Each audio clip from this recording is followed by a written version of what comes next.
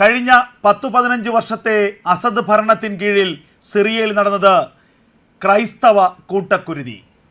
ക്രിസ്ത്യാനികളെ ഒന്നടങ്കം ഉന്മൂലനം ചെയ്യാനുള്ള വലിയ പദ്ധതിയാണ് സിറിയയിൽ അസദ് ഭരണത്തിന് കീഴിൽ ഇസ്ലാമിക് സ്റ്റേറ്റ് നടപ്പാക്കിയതെന്ന ഞെട്ടിപ്പിക്കുന്ന വിവരങ്ങൾ പുറത്തു വരുന്നു. എന്തിനാണ് അസദ് ഭരണം നിലംപതിച്ച ശേഷം ഇസ്രായേൽ സിറിയയിൽ ഇത്രത്തോളം കടുത്ത ആക്രമണം നടത്തുന്നത് എന്നതിൻ്റെ ഉത്തരമാണ് പുറത്തു വരുന്നത്. എത്രത്തോളം മാനുഷിക പീഡനങ്ങളാണ് സിറിയയിലെ ക്രൈസ്തവ വിഭാഗം അനുഭവിച്ചിരുന്നത് എന്നതിൻ്റെ ഞെട്ടിപ്പിക്കുന്ന പുതിയ വെളിപ്പെടുത്തലുകളാണ് പുറത്തു വരുന്നത്. ഇസ്ലാമിക് സ്റ്റേറ്റിൻ്റെ അതിക്രൂരമായ മനുഷ്യ കൂട്ടക്കുരുതിക്ക് വിധേയമായ ഒരു സമൂഹമാണ് സിറിയയിലെ ക്രൈസ്തവ സമൂഹം. ആ സമൂഹത്തിന് നേരെ മനുഷ്യത്വമില്ലാത്ത പൈശാചികമായ നടപടികളാണ് ഇസ്ലാമിക് സ്റ്റേറ്റിൻ്റെ ഭീകരന്മാർ നടത്തിയത്.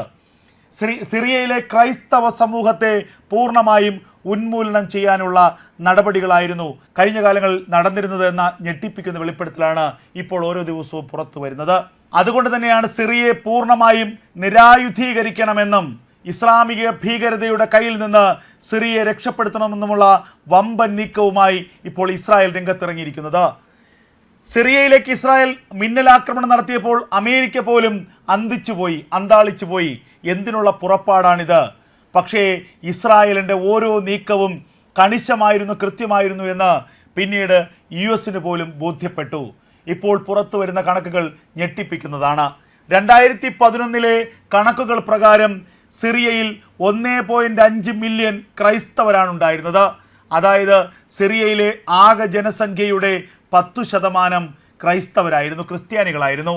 എന്നാൽ വർഷം 10 പിന്നിട്ട് 2022 എത്തുമ്പോൾ സിറിയയിലെ ക്രൈസ്തവരുടെ ആകെ എണ്ണം 3 ലക്ഷത്തിൽ താഴെ മാത്രമാണ്. അതായത് സിറിയയിലെ ആകെ ജനസംഖ്യയുടെ 2% താഴെയായി അത് കുറഞ്ഞിരിക്കുന്നു. എവിടെയാണ് ക്രിസ്ത്യാനികൾ പോയത്? ക്രിസ്ത്യാനികൾ കൂടുവിട്ട് പലായനം ചെയ്തതാണോ അതോ ക്രിസ്ത്യാനികളെ കൂട്ടക്കുരുതി ചെയ്തതാണോ? രണ്ടും സംഭവിച്ചിരിക്കുന്നു എന്നുള്ളതാണ് അന്താരാഷ്ട്ര സമൂഹത്തിൻ്റെ കണക്കുകൾ.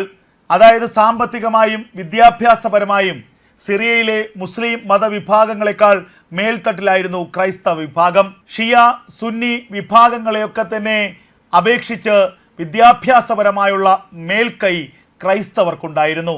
എന്നാൽ 2011 മുതൽ അസദ് ഭരണകൂടം കണ്ണടച്ചു കൊടുക്കുകയും ഇസ്ലാമിക് സ്റ്റേറ്റിൻ്റെ IS ഭീകരന്മാർ വൻതോതിലുള്ള ആക്രമണങ്ങൾ ക്രൈസ്തവർക്ക് നേരെ തുടങ്ങുകയും ചെയ്തതോടെ ജീവനിൽ ഭയന്ന് അസദ് സർക്കാരിന് കീഴിലുള്ള അസ്ഥിരമായ സാമ്പത്തിക സ്ഥിതിയെ ഭയപ്പെട്ടുകൊണ്ട് ക്രൈസ്തവരിൽ വലിയൊരു വിഭാഗം സിറിയയിൽ നിന്നും കുടിയിറക്കപ്പെട്ടു, പലായനം ചെയ്തു എന്നുള്ളതാണ് യാഥാർത്ഥ്യം.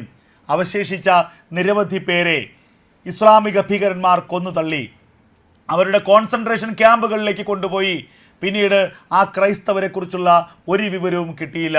ഞെട്ടിപ്പിക്കുന്ന വിവരങ്ങളാണ് അമേരിക്ക ആസ്ഥാനമായുള്ള ചില സംഘടനകൾ നടത്തിയ പഠനത്തിൽ നിന്ന് പുറത്തു വരുന്നത്. ഒരു മതവിഭാഗത്തെ, ഒരു ജനവിഭാഗത്തെ പൂർണ്ണമായും ഉന്മൂലനം ചെയ്യാനുള്ള വമ്പൻ പദ്ധതിയാണ് സിറിയയിൽ നടന്നത്. ഇസ്ലാമിക ഭീകരവാദികളുടെ വലിയ ഓപ്പറേഷനായിരുന്നു അവിടെ നടന്നത്. ഇപ്പോൾ ഇതാ അതിനുള്ള പ്രതികാരം ഇസ്രായേൽ ചെയ്തിരിക്കുന്നു. അതിനുള്ള പ്രതികാരം ഇസ്രായേൽ ഓരോ മണിക്കൂറിലും വീട്ടിക്കൊണ്ടിരിക്കുന്നു.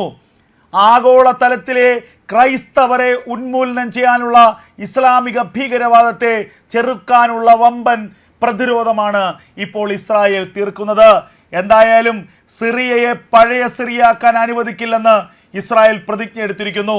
അവിടെ വീണ ഓരോ ജൂതന്റെയും ഓരോ ക്രൈസ്തവന്റെയും ചോരയ്ക്ക് ഇസ്രായേൽ എണ്ണി കണക്ക് ചോദിക്കുകയാണ്.